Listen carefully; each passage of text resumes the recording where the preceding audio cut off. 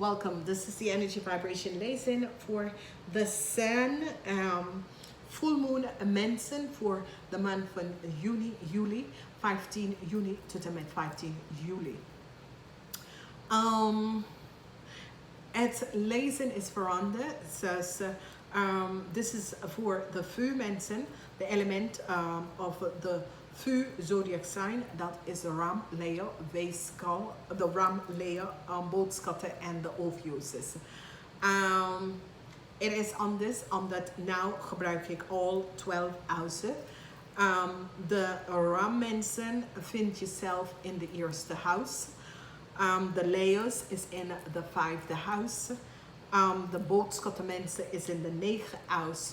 En de Ophiuchus is in de 9 en de 12 huis. Oké? Dus we gaan even bekijken. We gaan door de 12 huizen. En dan gaan we even kijken de zonnemensen. Dan de moonmensen. Dan gaan we kijken de ascendants. En de noordnode, de destiny. En dan gaan we kijken wat de unexpected is dat komt binnen. Dus we gaan even beginnen met de eerste huis. De eerste huis hebben wij de energie van Cryon. Dus de eerste huis hebben wij de energie van Cryon. En de energie van Cryon is de genezing. En de eerste huis is de zelf. Dus is de genezing van de zelf. En dat is zeer, zeer positief vanwege doordat de effect van de genezing van de eerste effect de rammensen. Sommige van de rammensen gaat de andere Leo en boogschutter mensen, Ophiuchus mensen met de genezing. Of ze kunnen de rammensen helpen omdat de eerste huis is de rammensen. En Cryon is de planeet van genezing. Okay? Dus dat is best wel positief. Als we bekijken de tweede huis, en wat is zo leuk is dat jullie hebben alleen 4 planeten van 12. 4 planeten, oké, en dat is goed. De tweede huis is de huis van je bezetting. En in de energie van de tweede huis van de bezetting heb je een transformation come in de huis van bezetting. So in de tweede huis van bezetting, je hebt een transition that komt in, oké, en dit is best wel goed. Echt positief, echt goed.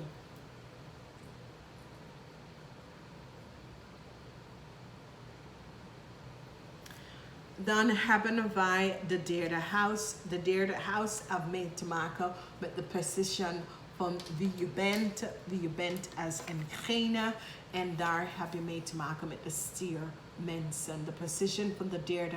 En daar heb je mee te maken met de stiermensen.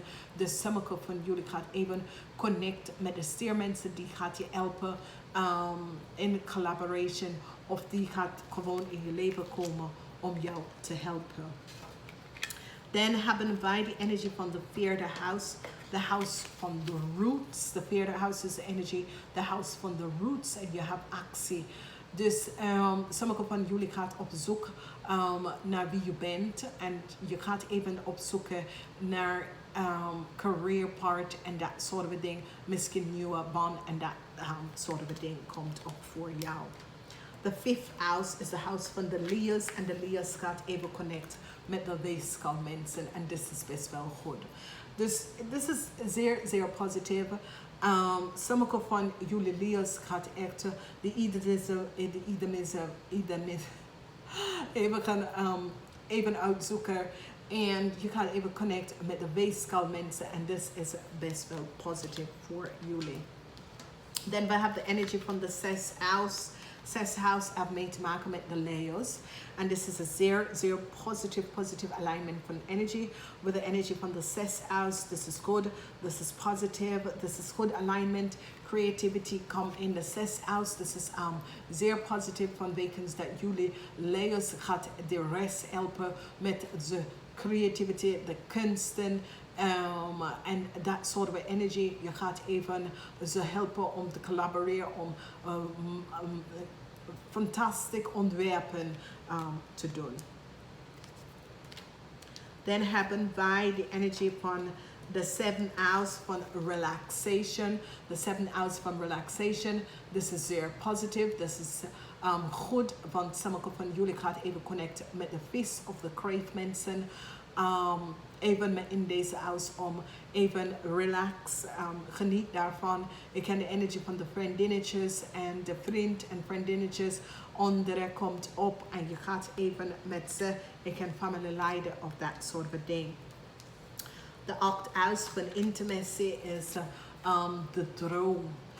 Sommige van jullie leiders droom over een volledige relatie of je droom over een prachtige relatie.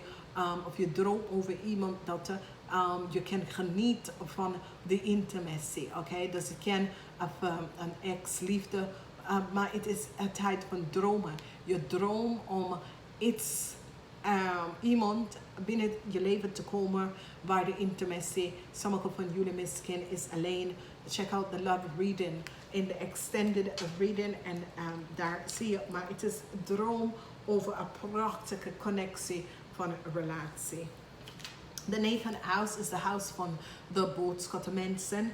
En je hebt mee te maken met de rammensen. En het is radicaal van wekens doordat jullie gaat proberen even de rammensen uit je leven. Of je gaat proberen even de energie van de rammensen over te nemen. Maar het is een set of je wordt en je gaat gewoon even de energie met de rammensen even opkomen om genezing hierin te vinden. En dit is best wel goed. De zieke van de wijsheid, waar je gaat radicaal op zoek naar de wijsheid over en de rammensen. Oké? De 10 house is de house van repetition. Dit is goed omdat de tweeling komt binnen. Dit is positief omdat de tweeling gaat je helpen om je repetitie goed in balance om te brengen. En dit is zeer, zeer positief omdat ze realiseren dat het is. En het heeft mee te maken met de bezetting en de ontwikkeling van. En die gaat even dooropenen voor jullie. Om positieve repetitie te komen bij jullie. De 11th house is de house waar je bent echt tot het eind gekomen. De eind van de Latijn. En dat affect de boodschappenmensen. Dus de boodschappenmensen, je valt in de 11th house, waar is de eind van je Latijn. Nou, de rest van de vuur-energie mensen ga je helpen om even in balance om te komen. Of je gaat even leren in balance om te komen. Maar je valt in een situatie waar je komt tot het eind van je Latijn. En is het punt waar je gaat even opgeven, jullie boodschappenmensen. Dus als jullie boodschappenmensen stembok in je lezing, ga je eens even op zoek van wekens doordat wat gaat gebeuren. Je gaat even zien als je hebt stembok in je lezing. De stembok valt ook in de huis van beetje op de eind van de Latijn. Dus als jij hebt ook stembok in je chart, je birth chart, ga even opzoeken omdat hier heb het ook. Laat los is de 12th house. Weet je, is niet, je laat het los. Het is zo, het says, oké, ik laat het los. Dat is het. Ik heb geen zin hierin. En dat heeft mee te maken met de waterman mensen. Dus deze waterman mensen, jullie gaan proberen, hey, ik ga echt niet meer met jou en ik laat het los. Ik wil niet meer. Dus voor wie je bent en wat het is. Sommige van jullie gaan besluiten om met deze, want het is de huis van de innovator. En sommige van jullie die zijn innovator gaat proberen even iets los te laten van wekens doordat het werk, het lukt je niet. En je gaat het loslaten. Oké? Ik ga even nou kijken naar de zonnemensen. En voor de mensen dat is geboren, 6 uur 's ochtends tot 6 uur 's avonds, have your allowance. En dat betekent laat het even gaan. Laat het even gaan. Niet tegen het gaan vechten, laat het even gaan. Whatever it is, laat het even gaan. Het doet niet toe. laat het even gaan. Dus jullie zonnemensen, gaat even realiseren, ja, ik ga daar niet over vechten. Ik zie het wel. Oké? Dat is wat jullie best wel krijgen in this full moon. Voor de moonmensen, het is zeer een emotional tijd vanwege dat je probeert balance. Je gaat even jezelf bekijken in de spiegel en je gaat even balance in je leven gaan brengen. Je gaat bepaalde issues en situaties bekijken in de spiegel en je gaat even balance daarnaar te brengen. Waar je gaat even denken, hey, ik heb hier geen zin in. Laat het even vanwege dat het is wat het is wat. Dus het is gewoon een tijd voor de zonnemensen als de moonmensen, dat jullie proberen even weet je, laat maar, ik ga niet tegen de muur of tegen de stralen van de water of tegen iets kan lopen. Ik laat het even gaan. Hoe jullie zien de dingen rond jou in deze volle moon is dat je gaat met de flow, de straal. Je gaat echt met de straal. Dus je gaat niet tegenwerken. Je gaat gewoon laten de chips even laten vallen. Oké, je laat even de chips even laten vallen. Je gaat gewoon, je neemt het als het is. Toodaloo. Zo wil je het? Oké, prima. Hier heb ik geen zin in om over te gaan praten. That sort of an issue that you have. The energy van de destin. Het is wat was moet. Maar is zoiets als sommige van jullie kan niet de juiste, je true north vinden. Is als even, het is moeilijk voor jou om te vinden je echte noord. Wat het is dat je moet. Waar moet je zijn? Wat moet je doen? Wat voor career path moet je nemen? Laat het even tussen nu en 15 juni tot en met na de 15 van juli. Dan kom je pas op de juiste beslissing te gaan maken. Okay? Dan hebben wij de onverwachte. En de energie van de onverwachte is de square van moeilijkheden. Oké, dus onverwachte moeilijkheden komen op je pad waar je moet het even gaan vinden een oplossing hiervoor. En doordat je gaat even de juiste punt in je leven even gaan vinden. Dus je bent aan de square van de channel, de challenges, de square van de moeilijkheden. Dus je komt op een kruispunt, zeg maar, in je leven. En daar moet je een beslissing gaan maken.